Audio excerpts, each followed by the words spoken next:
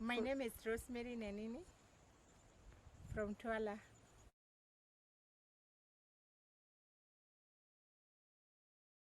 Twala is an umbrella of 6 subgroups of women from 2 community land, Munishoyi and Ilpolei. So we have 40 acres that are donated from the 2 group ranches, that's the 2 community lands. And it's a comprise of 203 women. And the reason as why we came as women is to empower ourselves, to preserve the good part of our culture and say no to some harmful part of it. One of them being female genital mutilation, FGM, and earlier marriages, and denied of girl child education.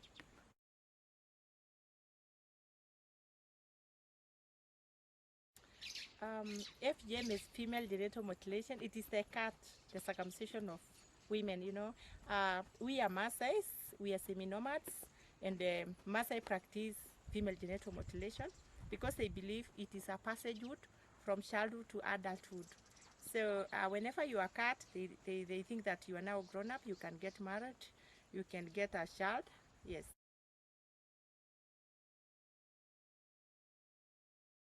As young as 9 years to 13.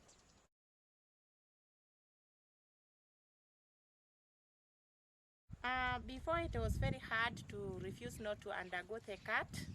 Like in our time, I'm also a victim of female genital mutilation. In our time, it was very hard because the parents just suggest, and when the school is closed, coming for holidays, they just prepare. The specialist come, which is a woman, and just you undergo the cut without even knowing what you have undergone. It's very painful. But nowadays, it is changing. As I'm one of the activists of this, I'm trying to say no to this, and that's why we formed Twala actually, because coming as many women, we can have a voice. It's very easy to convince them to say no, since the women are the ones who are the specialists, who are the ones who cut the girls, and also in their perception, they believe that it is a passage from childhood to adulthood. So to me, I believe for them to change and say no to this, they need one of them, a person from the grassroots, a person who have undergone this just like me. Because I just come to realize that I undergone something very bad. Because one, to me, it's hard even to handle or just to catch a razor blade because of the trauma that was left to me when I undergo the cut. So I think of other girls. Also, that scar will never end. It will just be there. We also learn about the getting birth is very difficult for those who have undergone. Now that education is part of it and we are educating our girls, so in school they also learn that this thing has no any importance. So.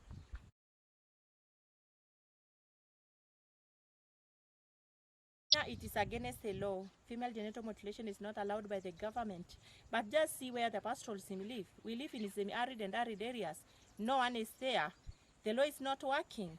Girls are undergoing terrible things, and even the women themselves. Because you get many girls are not going to school. Many girls are undergoing FGM. Many girls are getting earlier marriages. So like now, go down to Kipsing, go down to other places. Even the road infrastructure is a problem. So it's very hard to say no to this actually in other places. So if not for us forming this women group, if not for me saying to the women this is not good, it couldn't be hard even to stop it here.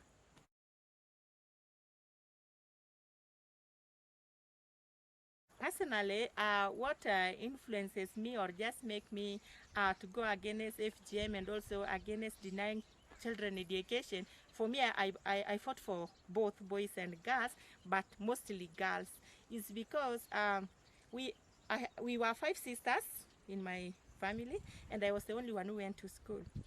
And actually, after high school, after just doing an exam of high school, I got married. So I go pick my results when I'm married. So I thank God that I continued education when I was in my husband's home, but it wasn't easy actually. I was to bear him 3 children so that I go back to school. But to me, I was thinking, why me? Why is a girl not going to a boarding school? Why are we 5 sisters and 2 brothers, and the 2 brothers went to school, and 5 of us, it was only me. And I also look at the neighborhood. Other girls have never gone to school. If there are 5 sisters, none of them have gone to school. And me going to school, before even the results, I got married. So I think, and I just think like, how will this community change? How will my family change and see girls like boys? Because one, a boy child has inheritance at home and has freedom to go to school, but not a girl. So I just do my own research and find that the more you have many girls, and maybe you are a good woman, that's your mother is good, because they say like a mother like a daughter, then there is a big possibility for all daughters to be booked and get married quickly. That's at an earlier age.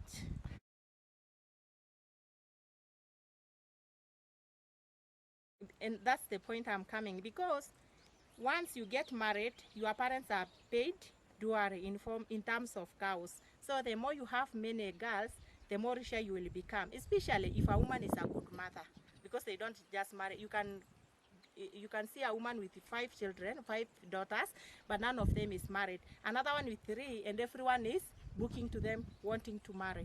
So I believe my mother is a good mother, because it was like all of us who are booked, like I was booked by 14 men and just got married by one. But I never choose who to marry me. It is the parents who choose.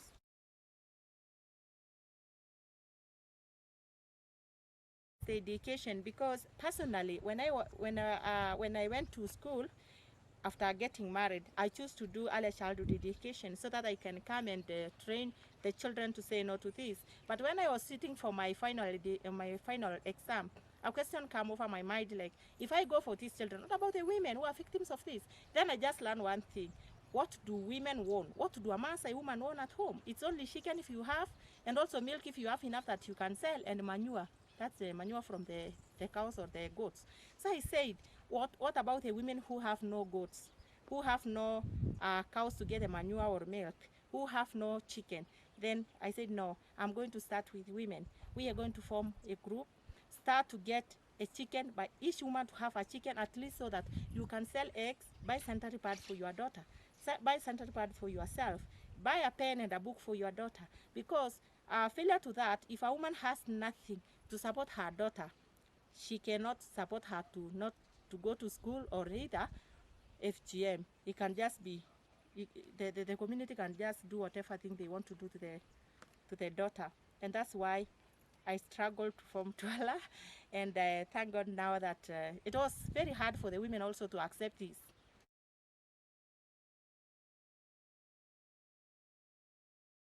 In the beginning, when I introduced the issue to Twala, because actually we were given Twala in 2007, because it was formed in 1998, but it was won by men, and they officially give women in 2007. And now, when we are writing our bylaws, because 2 things were in my mind: education, stopping of female genital mutilation. But how do I do to these women? How do I introduce to them? Then, when we are making our bylaw, we said no Twala girl should undergo FGM until after high school. Because I said no FGM, they said no. That's part of our culture. We cannot stop that. It was very hard for them even to say, because they said we have undergone and nothing is bad with us. We are here. You yourself, you have undergone. So it was a challenge. But I told them it has no any value addition. It has no any positive effect. But they say no, who will marry these girls? They thought you cannot get married when you are not a cat. Yeah. So my work was talking with the girls during holiday and talking to the women. Then I convinced the women and told them, let's say in our bylaw, Twala girls should undergo FGM until after high school, and they accepted. And that's the first time that we rescued the first girls. They say no, after high school, a girl is matured enough to know the effect of female genital mutilation and the positive part of it, so they definitely know that it has no any positive issue, so they say no.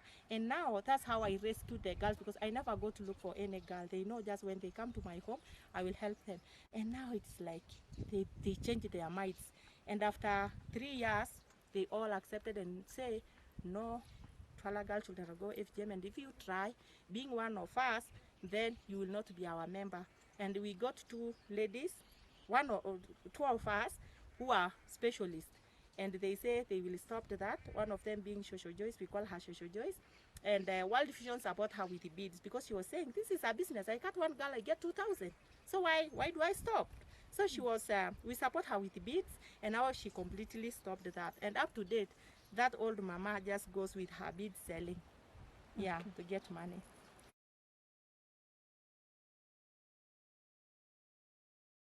Yes, they realize that it is a wrong practice, and also the young educated boys are supporting also that. They are saying we are ready to marry and cut and circumcise girls. So it is a plus to us. Though now we still have that challenge.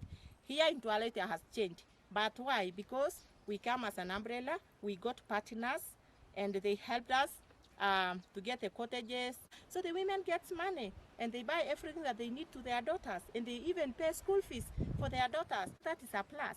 And now the challenge we have, and personally that's what is disturbing my mind, is like, what about other women like Natum? Go to Natum, introduce this issue. It's just like when we started introducing in Tuala. Go down to Kipsing and other places. It's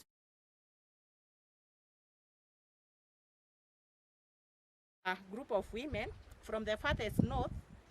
We partner with them actually, but still they have not get this issue of saying no to this, you know, because it is they are in a very remote area. So now my question is, who is there? Who will reach them there? Because of the geographical diversity, it's very hard for me to go to each women group. Being one of the Maasai women who do all domestic work just like any other woman, any other Maasai woman. So I can reach those nearby, like Tuala, like small groups in Musul and other places. But without that, it is very hard.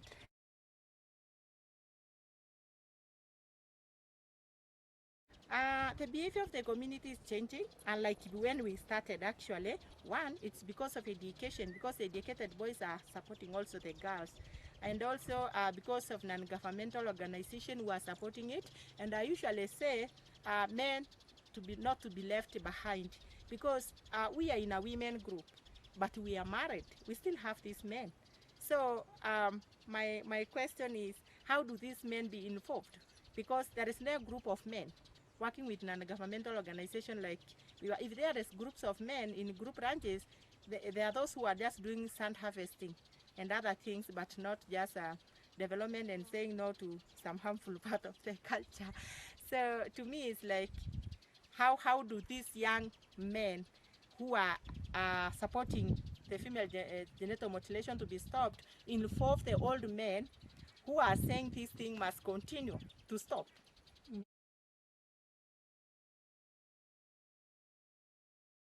My life after the fight of female genital mutilation, actually in the beginning it was very hard. I had a very hard time that even changes some of my women friends to fear, because I remember in 2009 a group of men cast me because they said I was against their culture, and some of the women believed that. And I remember coming when I tried to shake hands, like just greeting like every day. Women say no because they believe I was cast. So they were saying Rosemary will either die or the firstborn will die because she has been cast when the sun is going down. But nothing happened actually. And after seeing that nothing had happened, it makes me strong. Although it wasn't this year, in the first year. Yeah. And the other thing is that I only thank my husband because he was on my side. He was asked, don't let the woman to be the head and you become the neck. But he said, no, let her do whatever she wants to do. Because they thought that I was against the culture. I'm taking people's wife because I rescued 4 girls from earlier marriages. So they told that they thought I was against the culture. There is even, I receive a lot of abusement.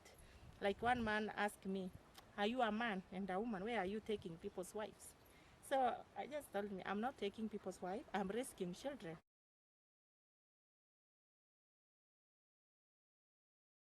Even if it was hard in the beginning, when I saw the girls that I rescued being important people, I just feel proud, and it gives me strength to continue.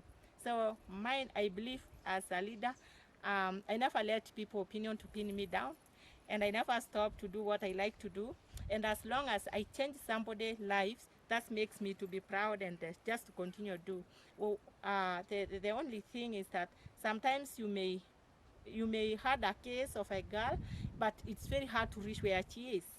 Yeah, for these girls, if not for them coming where I was, it was very hard for me to go for them because I have no any means to go.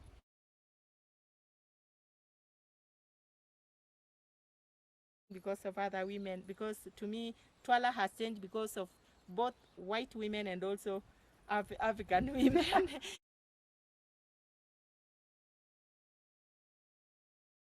Yeah, my message I usually say to the pastoralism girls, when I say pastoralism, is to the people who are livestock keepers, because I just come to realize that all livestock keepers share common behavior, including the Kushitics, the Somali and Rendile people. Yeah, they all downplay women, they are all polygamists, and they all practice the issue of female genital mutilation. The Pokot are still nomads, that's pastoralism. They practice, apart from the Turkana, all others pastoralism practice female genital mutilation. So I usually call upon the educated girls who got very important jobs in towns and just do their own work and leave the community, to go to their communities and try to change lives. I know I change lives of many, but not because I have money, I have no money, but because I just have idea networking with other ladies. And also for other ladies who are very interested to come and partner with us. And then I believe we can go far as ladies.